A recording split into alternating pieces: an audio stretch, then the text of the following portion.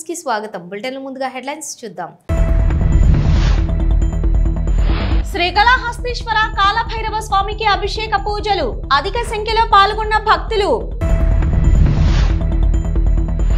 నన్నెందుకు house arrest చేశారు? అమరావతి మీద రీసెర్చ్ చేయాలని అనుకోవడం తప్ప? ఏపీపీసీ అధ్యక్షురాలు వైఎస్ షర్మిల కూటమి ప్రభుత్వంపై ప్రశ్నల వర్షం. సింహాచల పుణ్యక్షేత్రంలో ఘోర దుర్ఘటన, గోడకూలి 7 భక్తుల మృతి, పలువురికి గాయాలు. ఫీజు కట్టలేదంటూ హాల్ టికెట్స్ ఇవ్వని కాలేజీ యాజమాన్యం, పరీక్షకు దూరమైన 100కు పైగా విద్యార్థులు. ఈఏపీ సెట్ పరీక్షకు 1 నిమిషం ఆలస్యంగా చేరుకున్న విద్యార్థిని నిబంధనల ప్రకారం పరీక్షకు అనుమతించని శ్రీనిధి ఇన్స్టిట్యూట్ ఆఫ్ టెక్నాలజీ యాజమాన్యం. బియ్యం లబ్ధిదారుల ఇంట మంత్రుల భోజనం, ఆనందం వ్యక్తం చేసిన ఆతిథ్య కుటుంబం. సింహాచలం పుణ్యక్షేత్రంలో గోడ కూలిన ఘటన దురదృష్టం, దేవాదాయ శాఖ మంత్రి ఆనం రామనారాయణ రెడ్డి వెల్లడి. జన సైనికులు వీర మహిళల ప్రేరణి, జనసేన పార్టీకి శ్వాస, జనసేన పార్టీ అధ్యక్షులు పవన్ కళ్యాణ్. కుల వ్యవస్థను వ్యతిరేకించి సమానత్వాన్ని ప్రబోధించిన అభ్యుదయవాది మహాత్మా శ్రీ బసవేశ్వర. బసవేశ్వర 892వ జయంతికి నివాళులర్పించిన తెలంగాణ ముఖ్యమంత్రి మరియు ఇతర మంత్రులు. కుల వ్యవస్థను వ్యతిరేకించి మానవత్వాన్ని ప్రబోధించిన అభ్యుదయవాది మహాత్మా శ్రీ బసవేశ్వర. Deputy CM Bhatti Vikramarka. శ్రీకాళహస్తీశ్వర ఆలయంలో కాలభైరవ స్వామికి అభిషేకం శాస్త్రయుక్తంగా నిర్వహించారు. స్వామి అనుగ్రహంతో సకల దోషాలు తొలగించుకునేందుకు భక్తులు కాలభైరవ అభిషేకాలు జరిపించుకున్నారు. స్వామి వారిని దర్శించుకుని భక్తులు తమ మొక్కులు చెల్లించుకున్నారు.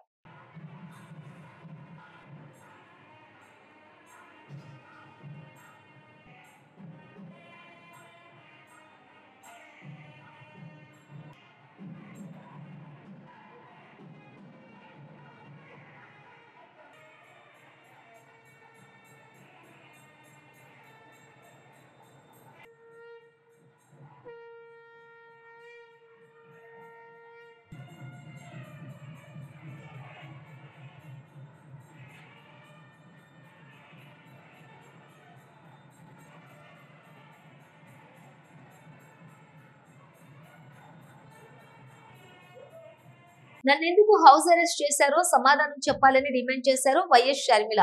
ఒక పార్టీ అధ్యక్షురాలుగా ఉన్న నా మీద ఈ జులుం ఏంటని ప్రశ్నించారు. దీనికి ముఖ్యమంత్రి చంద్రబాబు, హోంమంత్రి అనిత సమాధానం చెప్పాలన్నారు. అమరావతి మన రాజధాని, రాజధాని ఎలా ఉందో చూడటం తప్ప? అమరావతి మీద రీసెర్చ్ చేయాలని అనుకోవడం తప్ప? అమరావతి క్యాపిటల్ కమిటీని కాంగ్రెస్ పార్టీ నుంచి వేశాం. కమిటీ తరపున అమరావతి విజిట్ చేద్దాం అనుకున్నాం. ఒక కమిటీ వేస్తేనే మీకు ఎంత భయమా? అమరావతి రాజధానిలో ఏం దాచాలనుకుంటున్నారు అని ప్రశ్నించారు ఏపీసీసీ అధ్యక్షురాలు వైఎస్ షర్మిల.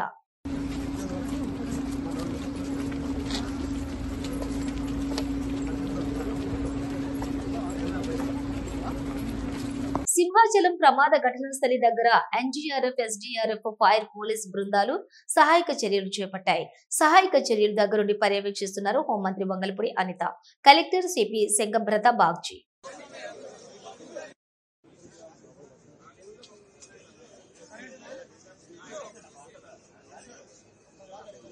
10 నెలలుగా ఫీజు రీయింబర్స్మెంట్ బకాయిలు ప్రభుత్వం విడుదల చేయకపోవడంతో విద్యార్థులను పరీక్షలకు కూడా అనుమతించిన ఇంజనీరింగ్ కళాశాల యాజమాన్యాలు, మార్కాపురంలోని ఇందిరా ఇంజనీరింగ్ కళాశాల యాజమాన్యం ఫీజులు కట్టలేదనే నెపంతో విద్యార్థులకు హాల్ టికెట్లు ఇచ్చేందుకు నిరాకరించింది. దీంతో సుమారుగా 100 మందికి పైగా విద్యార్థులు పరీక్ష రాయలేకపోయారు. ఇంజనీరింగ్ ద్వితీయ సంవత్సరం చదువుతున్న విద్యార్థులు మాకు ఫస్ట్ ఏం చెప్పారంటే యూనివర్సిటీ జాయిన్ అయ్యేటప్పుడే యూనివర్సిటీ ఫీజు మీరు కట్టుకోవాలి, జేవిడి పడితే మాత్రం మీరు కట్టాలి, అంతే, అంతకు మించి మీరు ఎక్కువ అమౌంట్ పే చేయాల్సిన అవసరం లేదు, మీకు ఎటువంటి ప్రెజర్ పెట్టమని చెప్పారు. ఇప్పుడు మా దగ్గర బాండ్ పేపర్స్ కూడా ఉన్నాయి. వాళ్ళు ఇప్పుడు ఏమైనా ప్రెజర్ చేస్తున్నారంటే 1 lakh కడితే తప్ప మేము మీకు హాల్ టికెట్స్ ఇయ్యము అని చెప్పారు. సర్లే అని చెప్పి ఇస్తారేమో అని చెప్పి 10:30 వరకు వెయిట్ చేస్తాం. అయినా కూడా వాళ్ళు రెస్పాండ్ కావట్లేదు. సార్ వాళ్ళు అయితే అస్సలు రెస్పాండ్ కావట్లేదు. ఇప్పుడు మాకు 2 పరిష్కారాలు కావాలి. ఓటీ ఎగ్జామ్ ఉంది మాకు ఇప్పుడు. దానికి పాస్ చేపిస్తారా ఒకటి, లేదంటే మనం లోపలికి ఇన్వాల్వ్ చేపిస్తారా రెండు, అంతే సార్. మాకు సబ్జెక్ట్ ఫెయిల్ అయినట్టు ఇంకా మాకు సొల్యూషన్ కావాలి సార్. అంటే చదువుకుంది వేస్ట్ సార్ అమౌంట్ గవర్నమెంట్ కి అమౌంట్ పడి మేము కట్టుకోకుండా ఉంటే మా తప్పు ఉండేది సార్. దాని అమౌంట్ కట్టుకోకుండా మమ్మల్ని అడుగుతున్నారు, పేరెంట్స్ కి ప్రెజర్ పెడుతున్నారంటే మేమేం చేయలేము సార్. దానికి ఒక్క నిమిషం ఆలస్యం మందిని EAPSET పరీక్షకు అనుమతించలేదు యాజమాన్యం. జనగామ జిల్లా స్టేషన్ కన్పూర్ కు చెందిన స్పందన అనే అమ్మాయి TC EAPCT పరీక్ష రాసేందుకు శ్రీనిధి ఇన్స్టిట్యూట్ ఆఫ్ టెక్నాలజీకి వచ్చింది. అయితే మధ్యాహ్నం 3 గంటలకు పరీక్షా కేంద్రం వద్దకు రావాల్సి ఉండగా 3 గంటల 1 నిమిషంకు ఆలస్యంతో వచ్చింది. దీంతో 1 నిమిషం ఆలస్యమైందని అధికారులు ఆమెను పరీక్ష రాసేందుకు అనుమతించలేదు. కాలేజ్ అడ్రస్ సరిగా తెలియక ఇతరులను అడుగుతూ వచ్చేసరికి ఆలస్యమైందని గేట్ లోపలికి సరైన సమయానికే వచ్చినప్పటికీ అబ్జర్వర్ 1 నిమిషం లేటుగా వచ్చారు అని అనుమతి ఇవ్వలేదంటూ కన్నీరు పెట్టుకుంది విద్యార్థిని. స్పందన ఎంసెట్ ఎగ్జామ్ రాయడానికి వచ్చిన ఎగ్జాక్ట్లీ 3 o'clock వచ్చిన సార్ అలౌ చేయలేదు. నేను చాలా దూరం చెల్లి వచ్చిన, జనగాం డిస్ట్రిక్ట్ అవతల నుంచి వెళ్ళి 3 hours జర్నీ ఉంటుంది. ఎగ్జాక్ట్లీ 3:02కి వచ్చిన, ఆల్రెడీ ఇక్కడ 3 o'clock అనే ఉంది. అయినా నేను ముందు వచ్చినా కానీ వాళ్ళు అలౌ చేయలేదు. కాల్ కూడా రిక్వెస్ట్ చేసినాను చాలా, అసలు రిక్వెస్ట్ కూడా యాక్సెప్ట్ చేయట్లేదు. ఎగ్జాక్ట్లీ 3 o'clock అని అంటున్నాను. లోపలికి వెళ్ళినాక ఒక 1/2 hour తర్వాత ఎగ్జామ్ స్టార్ట్ చేస్తారు. ఆల్రెడీ నేను ఎంసెట్ ఎగ్జామ్ రాసిన, మళ్ళీ ఇప్పుడు వచ్చినా కూడా అలౌ చేయట్లేదు. అసలు ఎగ్జామ్కి చాలా రిక్వెస్ట్ చేసినా కానీ యాక్సెప్ట్ చేయట్లేదు వాళ్ళు. ఎగ్జాక్ట్లీ 3:02కి వచ్చిన, నేను 2.5 hours జర్నీ చేసి వచ్చేసిన. ఇక్కడ వచ్చినాక కొంచెం ఒక 2 minutes లేట్ అయింది. అడ్రస్ లేట్ అయిపోయింది. మీరు ఎక్కడికి వచ్చారు? మీకు ఏదైనా అడ్రస్ తెలుసా? ఇక్కడ అడ్రస్ తెలియదు. జనగామ అవతల అక్కడ వేరే విలేజ్ ఉంటుంది మాది, స్టేషన్ కనుకోరు. అంత దూరం చెల్లి వచ్చినాము. ఆదిలాబాద్ నుంచి వాళ్ళు వచ్చినా కూడా దూరం, ఇక్కడ స్టే చేసి అని చెప్తున్నాం. ఇక్కడ మేము లాంగ్ నుంచి వచ్చినా కానీ మేము ఒక 2 minutes లేట్ అయిపోయింది. ఎగ్జాక్ట్లీ 3:02కి వచ్చినాం మేము. ఇక్కడ సార్ కి రిక్వెస్ట్ చేస్తే యాక్సెప్ట్ చేయట్లేదు, అలౌ చేయట్లేదు. గేట్ ఆల్రెడీ 2 minutes కూడా క్లోజ్ ఇలా వచ్చి లోపలికి రాగానే వెళ్ళిపోండి అని చెప్పి. గేట్ లోపల పోయిన తర్వాత అబ్జర్వర్ కూడా కలిసారు కదా, అబ్జర్వర్ ఏమన్నారండి? మీరు అబ్జర్వర్ వెళ్ళిపోండి అని చెప్పి కాలు కూడా పట్టుకున్నాం మేము. వెళ్ళిపోండి అని చెప్పేసి వాళ్ళు యాక్సెప్ట్ చేయట్లేదు అసలు. వాళ్ళు ఇక్కడ ఇన్నే ఉన్నారు వాళ్ళు. నేను రిక్వెస్ట్ చేసిన సార్ ఒక 2 minutes అంటే మీరు ఏం చెప్పినా నేను వినను, మీరు వెళ్ళిపోండి అని చెప్పేసి. మీరు పేరెంట్స్ అండి? Parents sir.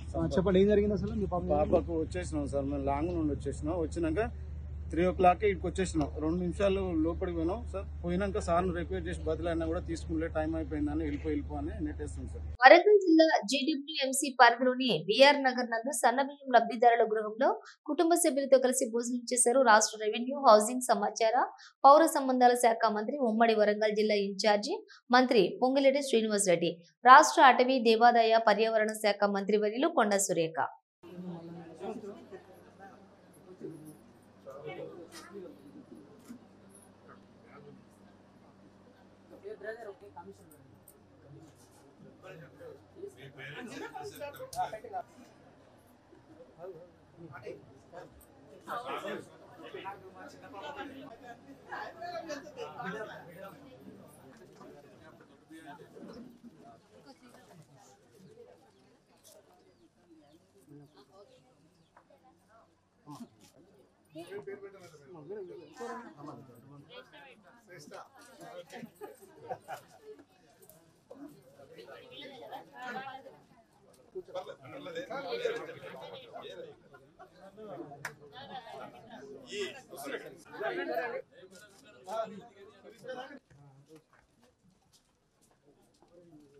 సింహాచలం పుణ్యక్షేత్రంలో గోడ కూలిన ఘటన దురదృష్టకరమని, పిడుగులు, గాలివాన బీభత్సంతో జరిగిన ప్రమాదంగా తెలిపారు దేవాదాయ శాఖ మంత్రి ఆనం రామనారాయణ రెడ్డి. మృతుల కుటుంబాలకు ప్రభుత్వం అండగా ఉంటుందని సీఎం చంద్రబాబు ఆదేశాలతో మృతుల కుటుంబాలకు 25 లక్షల రూపాయలు పరిహారంగా, గాయపడిన వారికి 3 లక్షల రూపాయలు పరిహారం అందించనున్నట్లుగా తెలిపారు ఆనం రామనారాయణ రెడ్డి, దేవాదాయ శాఖ మంత్రి. ప్రకృతి వైపరీత్యంలో జరిగినటువంటి అనుకోని గాలులు, వర్షాల వరి, పిడుగుల వల్ల జరిగినటువంటి ఈ అవాంతరానికి ఇవాళ అందరం మా బాధను వ్యక్తం చేస్తున్నాం. చనిపోయిన కుటుంబాలకి, ఆ కుటుంబ సభ్యులకి సానుభూతిని, సంతాపాన్ని వ్యక్తం చేస్తూ, అలాగే మరొక 3 క్షతగాత్రులు అయ్యారు. ఆ వాళ్ళకు కూడా పూర్తిగా ప్రభుత్వం అండగా తోడుగా ఉండి ఆ 3కి కూడా మంచి వైద్యం, మెరుగైన వైద్యం చేయించడానికి ఇప్పటికే ఆదేశాలు ఇచ్చాం. ముఖ్యమంత్రి గారి నిర్ణయం చనిపోయినటువంటి ప్రతి వ్యక్తికి 25 లక్షల లెక్కన ఎక్స్గ్రేషియా రాష్ట్ర ప్రభుత్వం నుంచి దేవాదాయ శాఖకి ఆదేశాలు ఇచ్చారు. చనిపోయినటువంటి వ్యక్తుల్ని ఆ కుటుంబాలకు తెచ్చి ఇవ్వలేము, కానీ కొంతైనా ఈ ప్రభుత్వం వాళ్ళకి తోడుగా ఉండాలి అని చెప్పి గౌరవ ముఖ్యమంత్రి గారు తీసుకున్న నిర్ణయం నిర్ణయం. 25 లక్షల రూపాయలు చనిపోయిన వ్యక్తుల పేరిట ఆ కుటుంబానికి ఇవ్వాలని, గాయాల పాలై ఎవరైతే క్షతగాత్రులుగా ఆసుపత్రిలో వైద్యం చేయించుకుంటున్నారో మొత్తం వైద్యం ప్రభుత్వం దగ్గరుండి మెరుగైన వైద్యం చేయాలని, వారికి కూడా 3 లక్షల రూపాయలు ప్రభుత్వం నుంచి దేవాదాయ శాఖ నుంచి ఇవ్వాలి అని చెప్పి ముఖ్యమంత్రి గారు నిర్ణయం తీసుకొని ఆదేశాలు ఇవ్వడం జరిగింది.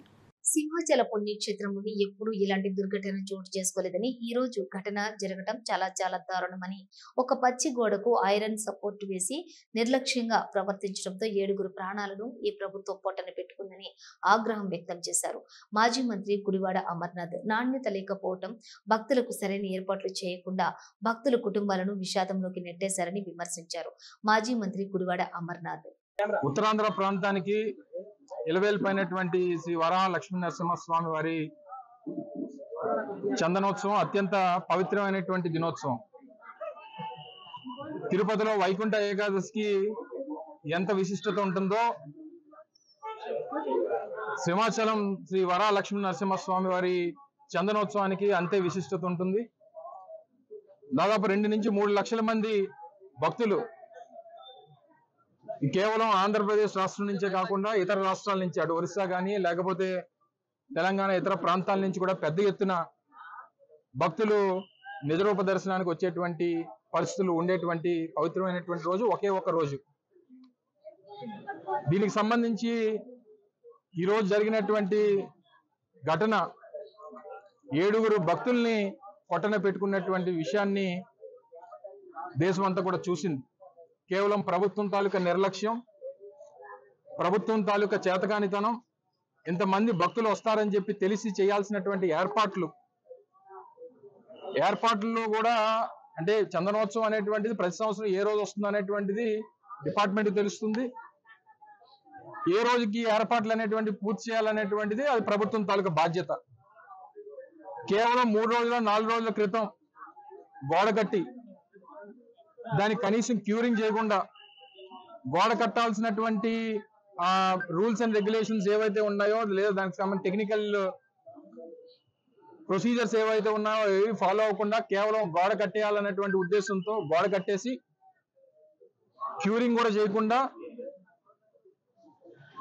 ఈరోజు నిన్న రాత్రి సహజంగా మీ అందరికీ తెలుసు ఆనవాయితీ ప్రకారం, మరి ఆ దేవుడి కృప ఏంటో తెలియదు కానీ చందనోత్సవం అంటే వర్షం అనేటువంటిది ప్రతి చందనోత్సవానికి, ఆ దేవుడి లేలో ఏంటో తెలియదు కానీ ప్రతి సంవత్సరం చందనోత్సవం రోజున వర్షం పడుతుంటది ఈ ప్రాంతంలో అనేటువంటిది ఈ ప్రాంతంలో ఎవరిని అడిగినా చెప్తారు. సరే గాలి వచ్చింది, వాన వచ్చింది, ఇవన్నీ ప్రభుత్వానికి సాకుల్లా కనబడొచ్చు కానీ మీరు చేసినటువంటి ప్రక్రియలో ఆ గోడకి భక్తులకు సంబంధించినటువంటి ఈ టెంట్లు వేయడానికి, ట్రస్సులు వేయడానికి ఏదైతే ఏర్పాట్లు చేశారో ఆ క్యూరింగ్ అవునటువంటి గోడకు తీసుకుని వచ్చి ట్రస్సులన్నీ కూడా తగిలించి దానికి మేకులు కొట్టి పూర్తిగా ఆ గోడను సపోర్ట్ కింద తీసుకొని ఏర్పాట్లన్నీ కూడా చేశారు. ఒక పక్క గాలి, ఒక పక్క ఇప్పుడే పైలా ప్రవీణ్ అని చెప్పి ఇందులో గాయపడినటువంటి యువకుడిని విమ్స్ హాస్పిటల్లో తనని పరామర్శించి రావడం జరిగింది. ప్రత్యక్ష సాక్షి ఆ అబ్బాయిని అడిగాం, ఏం జరిగింది, ఎలా జరిగింది ఏంటి అని అంటే క్లియర్ చెప్పాడు. సార్, పెద్ద గాలి వేసింది, గోడ ఫ్లెక్స్ ఊగినట్టు ఊగింది సార్,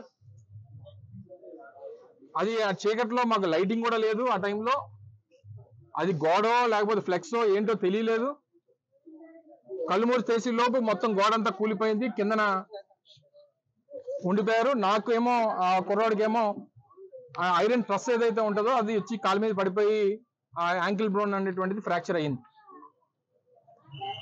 అంటే క్యూరింగ్ గా ఉన్నటువంటి గోడకు తీసుకుని వచ్చి ఆ గోడ ఇది కూడా మీరు చూస్తే ఇది కాంక్రీట్ తో సహజంగా మీరు చూడండి, మీరు ఎక్కడన్నా ఆ కొండ చర్యలు ఉన్నటువంటి ప్రాంతంలో రీటైనింగ్ వాల్ కట్టినప్పుడు కాంక్రీట్ వాల్స్ కడతారు. మీరు చూడండి, హనుమంతవాక్ జంక్షన్ లో కానీ లేకపోతే ఇతర ప్రాంతాల్లో కానీ కొండవాళ్ళ ప్రాంతాలు ఎక్కడున్నా సరే కట్టాల్సినటువంటిది కాంక్రీట్ వాల్. ఇలాంటి ఫ్లై యాష్ బ్రిక్స్ తీసుకుని వచ్చి కడితే ఇది పరిస్థితి. దీని క్యూరింగ్ లేదు, మధ్యలో కావాల్సినటువంటి కాంక్రీట్ పిల్లర్స్ లేవు, క్యూరింగ్ అనేటువంటిది జరగలేదు. దానికి తీసుకొని వచ్చి ఐరన్ ట్రస్లు అన్ని కూడా తీసుకొని వచ్చి ఏర్పాట్లకు సంబంధించినటువంటివి అన్ని ఇదే గోడకి వారు కొడితే దీని నాణ్యత ఇది. ఆ చుట్టుపక్కల ఉన్నటువంటి మీరు కూడా పత్రికా సోదరులు కూడా ఉన్నారు ఇందులో, మీరందరూ కూడా దగ్గర నుంచి చూసుంటారు. ఈ పక్కన ఉన్నటువంటి ఏర్పాట్లకు సంబంధించినటువంటి ఏదైతే పెండాల్స్ ఇవన్నీ కట్టారో దీనికి సంబంధించినటువంటి సపోర్ట్ అంతా ఈ గోడ మీద పెట్టారు. సహజంగా గాలి వచ్చినప్పుడు ఏమవుద్ది, అటు ఇటు పెద్ద ఎత్తున పెద్ద గాలి వచ్చింది, ఆ ఊగింది అంతా తీసుకుని వచ్చి ఆ కొండ చర్యలతో పాటు పూర్తిగా భక్తుల మీద పడిపోయి అక్కడికక్కడే 7 మరణించారు. మా కుటుంబ సభ్యుల తాలూకా రోదన చూస్తే వాళ్ళని ఎవరు ఓదార్చేటువంటి పరిస్థితి లేదు.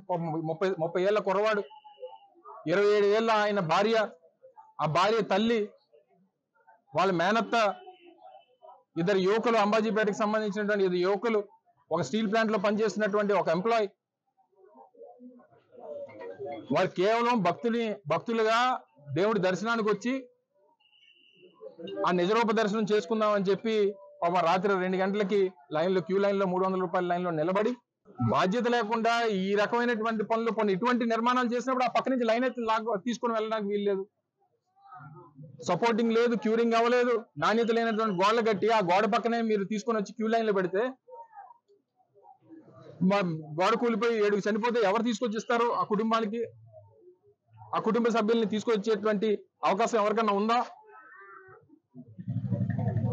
ఈరోజు ఆ కుటుంబ సభ్యుల తాలూకు రోదన, ఒకే కుటుంబంలో 4 అంటే ఆ తాలూకు కడుపుకోత. దేవుడి దర్శనానికి వెళ్ళి తిరిగి ఆ పరలోకానికి కలిసిపోయారంటే దీని అంతటికి ఎవరికి ఇంకా ప్రభుత్వంలో ఉన్నటువంటి పెద్దల మాటలు చూస్తుంటే అసలు ఆశ్చర్యం వేస్తా ఉంది. దీన్ని కూడా రాజకీయం చేయాలని కాంట్రాక్టర్ ఎప్పుడు కట్టారు, ఏ ప్రభుత్వంలో కట్టారు, ఈ కాంట్రాక్టర్ ఎవరికి ఇచ్చారు? ఇదా ఈ సమయంలో రాజకీయాలు మాట్లాడడానిక? వైఎస్ఆర్ కాంగ్రెస్ పార్టీ డిమాండ్ చేస్తా ఉంది, ప్రతి కుటుంబం చనిపోయినటువంటి ప్రతి వ్యక్తికి ఆ కుటుంబ సభ్యులకు ₹1 కోటి ఎక్స్గ్రేషియా ఇవ్వాల్సిందే, ప్రభుత్వం నుంచి ఒక ఉద్యోగం ఇవ్వాల్సిందే. అది మేము అడుగుతుంది కాదు, కుటుంబ సభ్యులు అడుగుతా ఉన్నారు. క్రియాశీలక సభ్యత్వ కిట్ల పంపిణీలో సేవలు అందించిన వాలంటీర్లతో జనసేన పార్టీ అధ్యక్షులు ఉప ముఖ్యమంత్రి పవన్ కళ్యాణ్ సమావేశమయ్యారు. జన సైనికులు, వీర మహిళల ప్రేరణే జనసేన పార్టీకి శ్వాస అని, జనసేన పార్టీకి కార్యకర్తల బలమే ప్రధాన శక్తి అని అన్నారు పవన్ కళ్యాణ్. మీ అందరికీ నా కృతజ్ఞతలు తెలియజేయడానికి, నా థ్యాంక్స్ చెప్పడానికి, మీరే కనుక లేకపోతే ఒక పార్టీని నడపడం చాలా కష్టమైంది. జనసేనకి బలం కూడా నేను మిమ్మల్ని నమ్ముతాను తప్ప నాయకులు ఉండాలి, రావాలి. కానీ ఏ పార్టీకైనా ముఖ్యంగా మనలాంటి పార్టీకి మనం గెలుపులో ఎదగలేదు, ఓటమిలో ఎదిగాం. అలాంటి ఓటమిలో నిలబడి ఇంకా మీరు భరోసా ఇచ్చారు నాకు. అందుకని ప్రత్యేకించి నేను మీకు ధన్యవాదాలు తెలుపుకుంటూ ఈరోజు కిట్స్ పంపిణీకి మీరందరూ మనస్ఫూర్తిగా వాలంటీర్ చేసి అందరికీ ముందు తీసుకెళ్తాం. మీ అందరికీ నా పేరున ప్రతి ఒక్కరికి నా హృదయపూర్వక ధన్యవాదాలు తెలుపుకుంటా ఉన్నాను. కుల వ్యవస్థను వ్యతిరేకించి సమానత్వాన్ని ప్రబోధించిన అభ్యుదయవాది మహాత్మా శ్రీ బసవేశ్వర 892వ జయంతి సందర్భంగా ఆ మహనీయుడికి నివాళులర్పించారు తెలంగాణ ముఖ్యమంత్రి మరియు ఇతర మంత్రులు. బసవేశ్వరుడి 892వ జయంతి ఉత్సవ కార్యక్రమాన్ని ఏర్పాటు చేసిన కార్యక్రమ అధ్యక్షులు, జహీరాబాద్ పార్లమెంట్ సభ్యులు మిత్రులు సురేష్ షట్కర్ గారు, వీరశైవ లింగాయత్ సమాజం నుంచి వచ్చిన వివిధ పెద్దలు, ఈ కార్యక్రమంలో నాతో పాటు ముఖ్య అతిథులుగా పాల్గొన్న తెలంగాణ ఉప ముఖ్యమంత్రి వర్యులు మిత్రులు బట్టి విక్రమార్క గారు, మంత్రివర్గ సహచరులు పొన్నం ప్రభాకర్ గారు, మాజీ పార్లమెంట్ సభ్యులు, మంత్రివర్యులు, అదేవిధంగా కాంగ్రెస్ పార్టీ అధ్యక్షులు వి హనుమంతరావు గారు,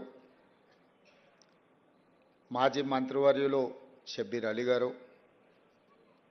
మిత్రులు వేం నరేందర్ రెడ్డి గారు, హరకర వేణుగోపాలరావు గారు, ఇక్కడికి విచ్చేసిన వీరశైవ లింగాయత్ సోదరులందరికీ కూడా బసవన్న జయంతి ఉత్సవ శుభాకాంక్షలు. బసవన్న సామాజిక చైతన్యం కలిగించిన సంఘ సంస్కర్తనే కాదు, సమాజంలో అనేక మార్పులకు పునాదులు వేసి 12వ శతాబ్దంలోనే ప్రపంచ పరిజ్ఞానాన్ని అందిపుచ్చుకొని సమాజంలో రావలసిన మార్పులను ఏ విధంగా తీసుకురావాలన్న ఆలోచన ఈ సమాజానికి అందించిన గొప్ప విప్లవకారుడు. విప్లవకారుడు అంటే తుపాకీ పట్టుకుంటేనే విప్లవకారుడు కాదు. సమాజంలో ఒక రాడికల్ చేంజ్ కోసం ప్రయత్నం చేసేవాళ్ళు ఎవరైనా విప్లవకారులే. అలాంటి సంఘ సంస్కర్త అయిన బసవన్న జయంతి సందర్భంగా తెలంగాణ రాష్ట్ర ప్రభుత్వం 10వ తరగతి పరీక్షా ఫలితాలను అందించడం, 4,96,000 మంది విద్యార్థులు ఈ పరీక్షల్లో పాల్గొని ప్రభుత్వ పాఠశాలలు ముఖ్యంగా రెసిడెన్షియల్ స్కూల్స్లో చదువుకుంటున్న విద్యార్థులు ప్రైవేట్ పాఠశాలల కంటే మెరుగైన ఫలితాలను సాధించడము ఈ ప్రభుత్వం యొక్క పనితీరుకు గీటురాయి. మనస్ఫూర్తిగా సిబ్బందిని విద్యార్థులను నేను అభినందిస్తున్నా. మహాత్మా శ్రీ బసవేశ్వర 892వ జయంతి సందర్భంగా ఆ మహనీయుని గురించి మంత్రి పొన్నం ప్రభాకర్ మాట్లాడారు. శ్రీ మహాత్మా బసవేశ్వరుడి 892వ జయంతి సందర్భంగా వారి జన్మదిన జయంతి వేడుకల్లో పాల్గొంటున్న గౌరవ ముఖ్యమంత్రి గారు, ఉప ముఖ్యమంత్రి గారు, మా సోదరుడు సురేష్ షెట్కర్ గారు, అదేవిధంగా వేదిక మీద ఉన్న పెద్దలు, ఇక్కడికి విచ్చేసినటువంటి వీరశైవ లింగాయత్ సోదరు అందరూ కూడా హృదయపూర్వకంగా నమస్కారాలు. 892 సంవత్సరాలు ఇంతకుముందే మిత్రుడు మాట్లాడినట్టుగా ఆనాడే లింగ వివక్ష లేకుండా, కుల వివక్ష లేకుండా, మత వివక్ష లేకుండా ఒక సభ్య సమాజాన్ని నిర్మించడానికి ప్రయత్నం చేసినటువంటి మరి మహాత్మా ఈరోజు మనము వారి జయంతి, బసవన్న గారి జయంతి జరుపుకుంటా ఉన్నాం. 892 సంవత్సరాల క్రితమే ఆలోచన చేయగలిగి అటువంటి ఆలోచన పరిక్రమణ జరుగుతూ ఈరోజు మొత్తం యావత్ సమాజం అంతా కూడా ఈ ఒక సంక్షేమం, సామాజికంగా న్యాయం జరగాలనే ఆలోచన కోణం కాడికి మూల కేంద్రంగా చేరుతా ఉంది. ఇటువంటి పరిస్థితుల్లో కూడా కొంతమందికి ఇంకా జ్ఞానోదయం కలిగేటువంటి పరిస్థితుల్లో లేరు. ఉదాహరణకు తెలంగాణ ప్రభుత్వం తరఫున రాహుల్ గాంధీ గారు భారత్ జోడో యాత్ర చేసే సందర్భం లోపల ఇప్పటికీ ఉన్నటువంటి అసమానతలు తొలగించాలని, అందరికీ న్యాయం జరగాలని ఆనాడు ఎట్లయితే బసవన్న గారు అనుకున్నారో ఆనాటి ఆలోచన ప్రకారంగా రాహుల్ గాంధీ గారు ఇవాళ భారత్ జోడోలో జితన ఆబాది ఉతన ఇసాదారి అనే ఆలోచనతో అందరికీ సామాజిక న్యాయం జరగాలని ఆలోచన చేసి ప్రకటన చేస్తే రేవంత్ రెడ్డి గారి నాయకత్వంలో ఏర్పడ్డ ఈ ప్రభుత్వం తెలంగాణలో ఉన్నటువంటి వారందరికీ న్యాయం జరగాలని, ముఖ్యంగా ఏ సామాజిక న్యాయం కొరకైతే మనం అడుగుతా ఉన్నామో ఆ సామాజిక న్యాయం జరగాలనే ఆలోచనతో ఈరోజు తెలంగాణ వ్యాప్తంగా కుల సర్వే జరిగింది. కుల వ్యవస్థను వ్యతిరేకించి సమానత్వాన్ని ప్రబోధించిన అభ్యుదయవాది మహాత్మా శ్రీ బసవేశ్వర 892వ జయంతి సందర్భంగా ఆ మహనీయుడికి నివాళులర్పించి ఆయన చేసిన సదా ఆచరణీయమంటూ మాట్లాడారు ఉప ముఖ్యమంత్రి బట్టి విక్రమార్క. గౌరవ రాష్ట్ర ముఖ్యమంత్రి వర్యులు శ్రీ రేవంత్ రెడ్డి గారికి, గౌరవ రాష్ట్ర మంత్రివర్యులు శ్రీ పొన్నం ప్రభాకర్ గారికి, గౌరవ పార్లమెంట్ సభ్యులు సురేష్ షెట్కర్ గారికి, గౌరవ మాజీ పార్లమెంట్ సభ్యులు రాష్ట్ర కాంగ్రెస్ కమిటీ మాజీ అధ్యక్షులు శ్రీ హనుమంతరావు గారికి, గౌరవ రాష్ట్ర ప్రభుత్వ సలహాదారులు షబ్బీర్ అలీ గారికి, గౌరవ రాష్ట్ర ప్రభుత్వ సలహాదారులు వేం నరేందర్ రెడ్డి గారికి, అట్లాగే గౌరవ రాష్ట్ర ప్రభుత్వ ప్రోటోకాల్ చైర్మన్ శ్రీ హరకర వేణుగోపాల్ గారికి, వేదిక మీద ఉన్నటువంటి బసవేశ్వర ఉత్సవ కమిటీ సభ్యులందరికీ, పెద్దలందరికీ, కార్యక్రమానికి ఇక్కడికి విచ్చేసినటువంటి పెద్దలందరికీ, పాత్రికేయ మిత్రులకి అందరికి కూడా ముందుగా నా హృదయపూర్వకమైనటువంటి నమస్కారాలు. భారతదేశ సమాజానికి సంబంధించినంతవరకు ఒక గొప్ప రోజుగానే మనం అందరం భావించాలి. దేశంలో ఉన్నటువంటి అనేక రుగ్మతల పైన పోరాటం చేసి ఈ దేశంలో సమసమాజ స్థాపన జరగాలని, కులాలకి మతాలకి అన్నిటికీ అతీతంగా మనుషులంతా ఒక్కటే అని ఆనాడే 12వ శతాబ్దంలో చెప్పినటువంటి మహానుభావుడు పుట్టినటువంటి రోజు ఇది, బసవేశ్వరుడి జయంతి. ఈరోజు మనం అందరం ప్రజాస్వామ్య దేశంలో భారత రాజ్యాంగాన్ని అనుసరించి వారు చెప్పినట్టు అంశాలనే చట్టబద్ధంగా ఈరోజు మనం చేయటం కోసం ప్రయత్నం చేస్తూ ఉన్నాం. ఇంత పెద్ద ఎత్తున చట్టబద్ధంగా చేసే కార్యక్రమానికి కూడా ఇంకా ఎన్నో ఆటంకాలు, ఎన్నో ఇబ్బందులు ఎదుర్కొంటున్నటువంటి ఈ రోజుల్లోనే మనం చూస్తూ ఉన్నాం.